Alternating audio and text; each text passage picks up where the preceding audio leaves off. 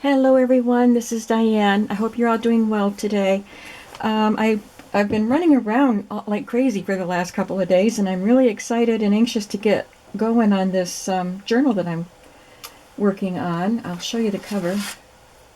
I showed you this before I had everything Mod Podged on it. But my daughter-in-law and her sister came by yesterday with a box of stuff for me to look through. They're cleaning out their grandmother's home. She just got moved into an assisted living place, and she loves it, which is great. So they brought this box of stuff over, and I went through it quickly because I didn't want them to leave the whole box here.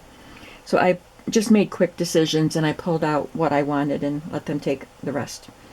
So I'm going to go through it again with you. I'm going to look at it more carefully. It's not all books. There are some other fun things, but I want to do the books first. So I hope you stay tuned to see the other fun things. So I have two of Judy Bolton mystery books. I am not familiar with Judy Bolton mystery. The Clue and the Patchwork Quilt. They look very similar to, it says 1944 up here. Oh, her grandmother's name is Anne Carey, so that is probably her maiden name. She is Italian. Casciani. Anyway, they look like Nancy Drew. That picture does. So there's really nothing special about the pages. They're just the cheap pages. But I thought the covers might be fun, and I'll probably put these in my shop in case one of you would like to have those. She has her name in 1944 and then her daughter's name in 1964.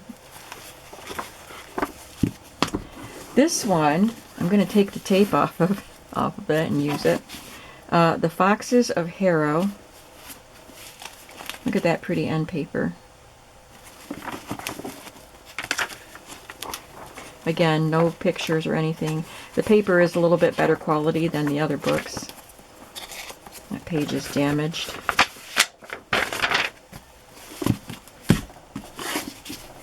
Our Own Kind. This is a pretty color.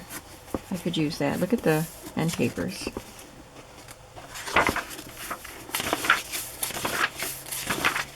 (1946). Plain papers. This one's in not bad condition, and it's got a peacock on the front. The peacock sheds his tail.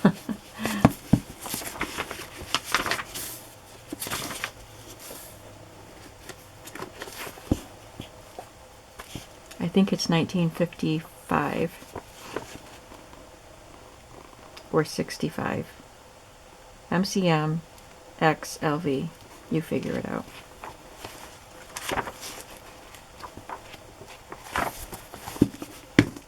Today is Yours by Emily Loring. If I'm not mistaken, look at the pretty color on that.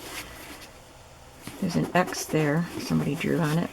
If I'm not mistaken, I believe Emily Loring was a Christian fiction writer, but I'm not sure.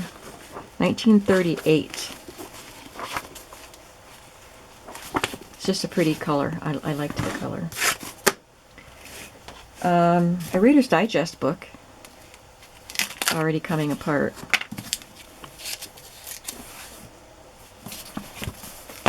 And this is 1959.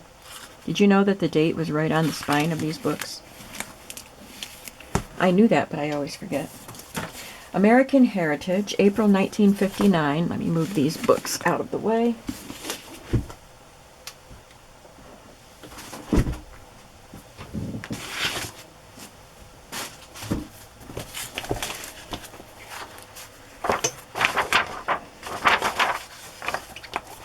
I didn't even look at this. I didn't know if it was something I would use, but I just pulled it out so I could look at it later. Anything I don't want and I'm not going to sell in my shop, I will donate to Salvation Army, which is what they were going to do with whatever I didn't take. Yeah, there's some. These blue pages are cool. They're matte, so they would make good journal pages. And these are matte also. The cover is pretty dirty. The Illustrated Children's Bible. This is a big, heavy book.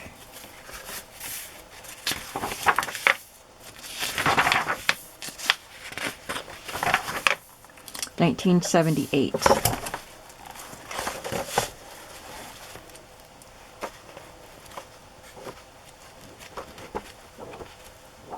Lots of pretty pictures. They're on glossy paper. It's in pretty good shape. The spine is dinged up there. A golden fun to learn book of science. The spine is gone. It's pretty grubby.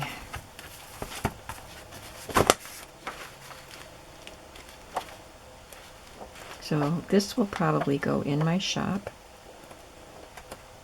I'll clean the cover off.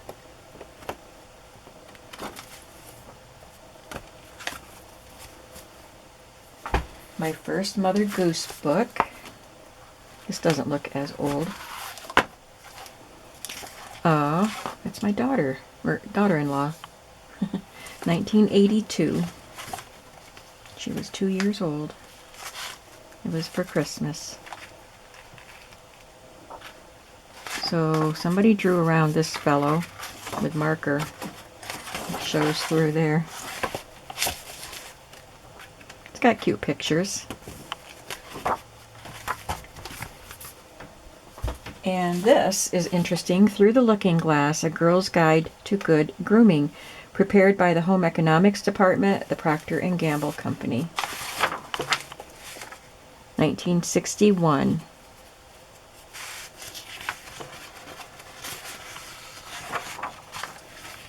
So we have your skin. I just love the illustrations. I will use these pages in journals. Your makeup, your hair, etc. These nice pictures. This is coming out.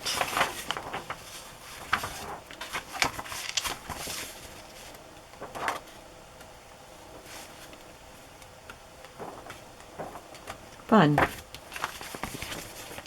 This fell out of a picture frame. They said they took the picture off the wall and this just fell out of it. And I don't know what I would do with it. It's sturdy. Early Spring by Robert Wood. But I just thought it was very pretty. It has just some soft colors. I liked it. So like I said, I don't know what I'll do with it, but I didn't want it to get thrown out. I didn't know about this one, but she gave me some magazines, and I knew I wanted those two, and I wasn't sure about this, but I just figured I could look through it and throw it away if I didn't want it. It's Pennsylvania Magazine. And this is a 1988 Good Housekeeping with Jane Jane Seymour and her son on the front.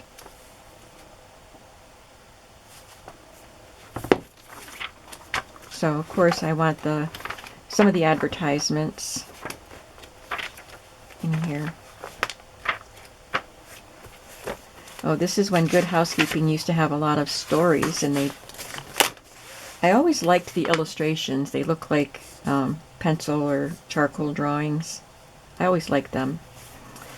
And they put them on matte paper in colors.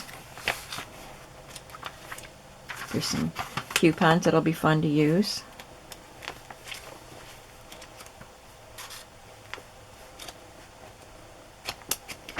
And a McCall's 1976, Bing Crosby and his daughter, before she shot JR. That was in a TV show. She didn't really shoot anybody.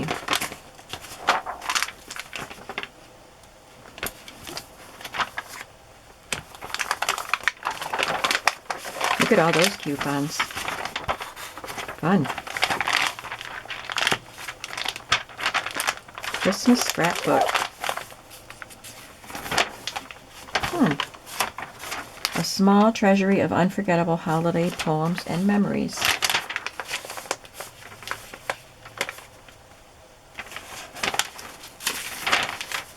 I wonder if there's a Betsy McCall in here.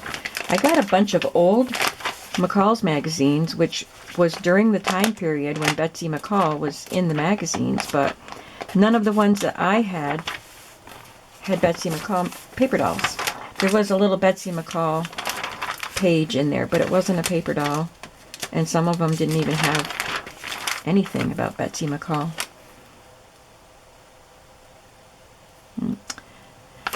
I'll have to look through it and see if I can find her. Alright, now the things that aren't books. Well, there was that picture. It's just a coin envelope that was in the box. This came off the front of a book. And it's supposed to be a holographic type of thing, but it doesn't really do anything.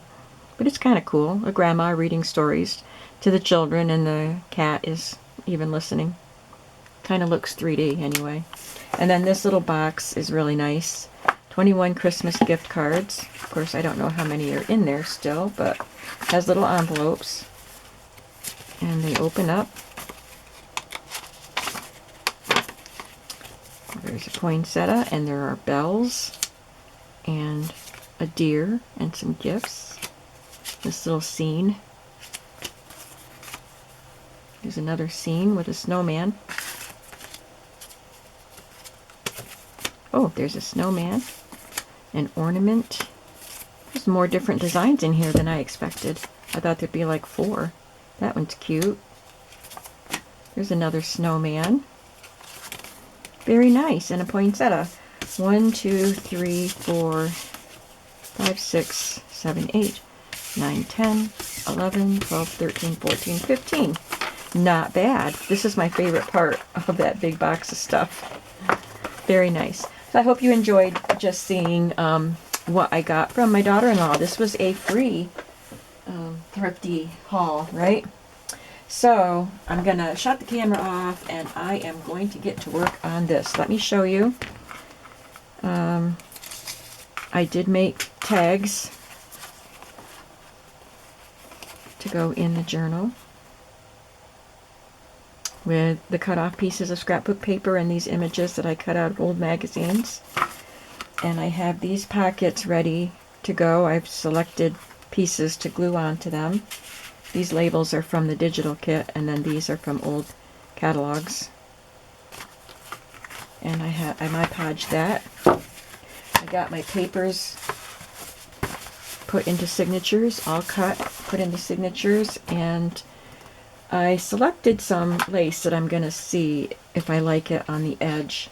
I didn't want anything too frilly, but I have this one, which seems like it would be nice for a tailored suit journal. And maybe this one, if it's not too wide. That's not frilly. It's nice and flat. Looks good. And I have this one. It's either dark brown or a black. But I thought that might look nice too. So I'm going to try out some of those. I did some stenciling and stamping on the pages.